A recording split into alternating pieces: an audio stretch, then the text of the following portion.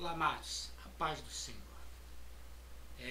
Assim como eu havia prometido, né, estou aí trazendo esse vídeo aí no meu canal para esclarecer algumas coisas, né, como eu havia falado no meu perfil, e sobre algumas mensagens que estão sendo pregadas por aí, a qual a própria palavra de Deus, através do Senhor Jesus, nos alertou, né, que se encontra em Mateus, capítulo 24, no versículo 4, que Jesus disse: ninguém vos engane, muitos virão em meu nome e enganarão a muitos, né?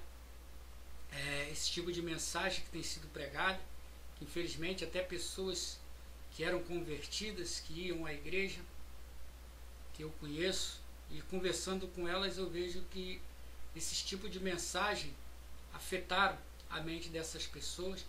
Essas pessoas não vão mais à igreja, elas acham que podem ser cristãs, né, dentro de casa, ser salva dentro de casa, sem precisar ter uma comunhão, se congregar com os irmãos, amém?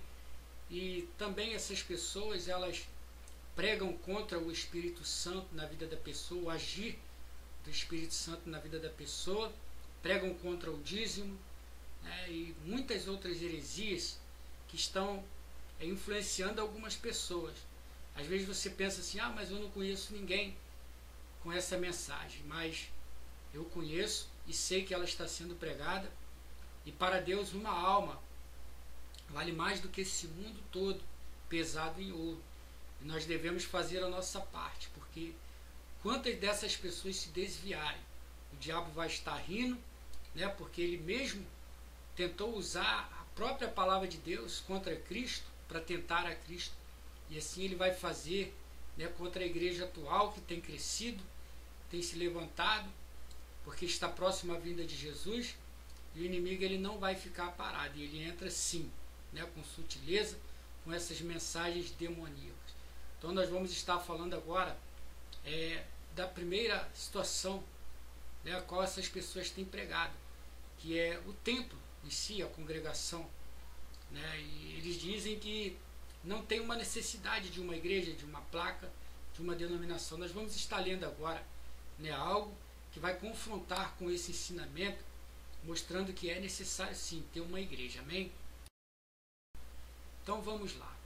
No Evangelho de Marcos, capítulo 14, a partir do versículo 14, Jesus começa a preparar a última ceia, né? Então Jesus diz aos seus discípulos: ó, vai até a cidade, e ali vocês vão encontrar um homem com um cântaro de água, e dizei a ele para mostrar a vocês a casa, o lugar aonde será ministrado a Santa Ceia. E os discípulos vão, né, encontram aquele homem com o cântaro de água na mão, e esse homem leva os discípulos até a casa. E Jesus diz: ó, essa casa tem que ser mobiliada, tem que ser toda preparada, porque ali eu vou ministrar a Santa Ceia. Então isso quer dizer o que? Jesus está dizendo que para o povo dele se reunir, tem que haver um lugar, tem que haver um lugar preparado, uma casa, ou uma loja, ou seja lá o que for, mas tem que ter um lugar. Por exemplo, também, né, na segunda carta a Timóteo, Paulo escreve dizendo que quem se envolve, se alista no exército de Cristo, não se embaraça com as coisas dessa terra. Paulo ali estava declarando que nós somos exército. Quando nós estamos fazendo a obra de Deus, nós somos um exército, né? Nós somos soldados. E todo soldado, todo exército precisa de um quartel, um lugar onde eles vão ser preparados, né, para serem enviados.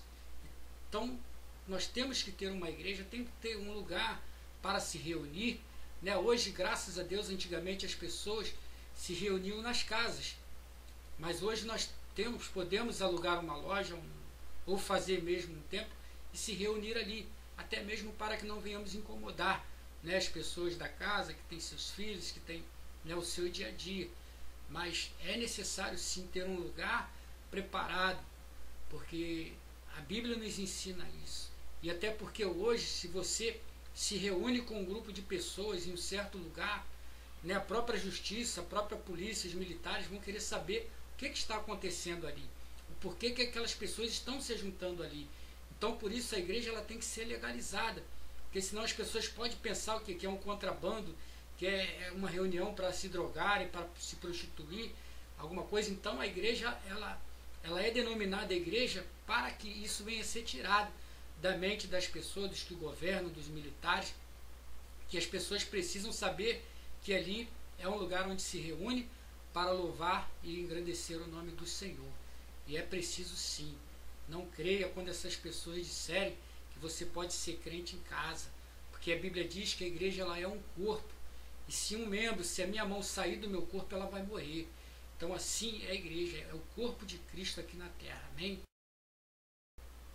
E sabemos, amados irmãos, que para uma igreja ela se manter, né, porque existem contas de luz a pagar, instrumentos a comprar, bancos, né, várias coisas a ser pagas, e a igreja somos nós, não é o pastor que é o dono da igreja. O dono da igreja é Jesus, e nós somos a igreja, então nós temos que sustentar esta igreja. Daí o pedido do dízimo, né, os 10% do nosso salário ali para contribuir, porque quanto mais, mas eu ganho bem, melhor, graças a Deus. É sinal que nós vamos ter uma igreja melhor, mais bonita, mais confortável. Então, assim, você ajuda o seu irmão, porque às vezes o seu irmão não tem o dízimo, não pode dar o dízimo, mas você pode dar um dízimo maior e usufruir do mesmo conforto que aquele irmão também vai usufruir. Amém? Então, é assim que funciona a igreja. O dízimo é parte do Espírito Santo, é Deus quem toca no coração para que você venha dar. E sobre o agir do Espírito Santo na vida da pessoa, né, em João capítulo 16, a partir do versículo 7, né, Jesus disse que era para os discípulos não se entristecer, porque ele precisava ir, né, padecer aquilo ali, sofrer e morrer, para que ele pudesse enviar o Consolador, que é o quê? Que é o Espírito Santo. Quando você entrega a sua vida para Jesus, quando você é batizado, você recebe o Espírito Santo na sua vida, e ele agora vai guiar os seus passos, vai guiar os seus caminhos, né? O falar em línguas é uma referência para que você venha ter uma intimidade maior que Deus. Eu sei que algumas pessoas vão ser batizadas, vão passar pelas águas, vão ser membros de uma igreja e talvez não venham ser batizadas com o Espírito Santo para falar em língua, mas a ação do Espírito Santo na vida dela vai continuar, vai ter, né? Porque todo aquele que crê vai receber o Espírito Santo na vida dele. O batismo com o Espírito Santo é dons que a pessoa recebe, é revelação, né, profecia, é cura, é outras coisas, né, mas todos terão o Espírito Santo, independentemente de falar em línguas ou não. A maior referência do Espírito Santo na vida de uma pessoa é quando ela quer pecar ou quando ela comete o pecado e ela se arrepende, porque a palavra já diz Espírito Santo, né? O Espírito de Deus, ele é santo, apesar de o nosso espírito, né, estar na nossa vida, estar na nossa carne, na nossa alma, mas quando nós temos o Espírito de Deus, o Espírito de Deus é santo. Então ele vai nos convencer do pecado, do juízo e da justiça, assim como Jesus está dizendo aqui, né, no Evangelho de João, capítulo 16. E você, querido e amado irmão, que conhece a palavra de Deus, que conhece a verdade, né, não se deixe levar por esses ensinamentos doidos, malucos, né, que quer tirar o povo, né, das igrejas, desfazer aquilo que muitos lutaram, perderam seu sangue, sua vida para conquistar o direito de se reunir, de falar de Cristo. Né, o inimigo tem se levantado em alguns lugares, proibindo a palavra de Deus de ser pregada. Por quê? Porque a palavra de Deus ela produz salvação e produz vida eterna. E o diabo ele não quer isso para mim, nem para a sua vida. Amém? Então não se deixe levar por essas heresias. Creia na palavra de Deus, creia em Jesus Cristo, continue perseverando até o fim, porque há uma promessa de Deus para a sua vida, para aqueles que perseverarem até o fim. E o próprio Jesus, como disse aqui, né, no Evangelho de Marcos, ele disse que muitos viriam no final do tempo, e eles já estão aí. São os próprios anticristo pregando contra a salvação, contra a palavra de Deus. Mas se você é um escolhido de Deus, você não vai se deixar levar por esse vento de doutrina. Vai seguir, perseverar, independente das lutas, independente, né, das tribulações que você vai sofrer, vai passar por causa disso. Mas tenha certeza que Deus ele vai te dar vitória nesse caminho. Amém? Fique com essa palavra. e que Deus abençoe a sua vida e a sua família.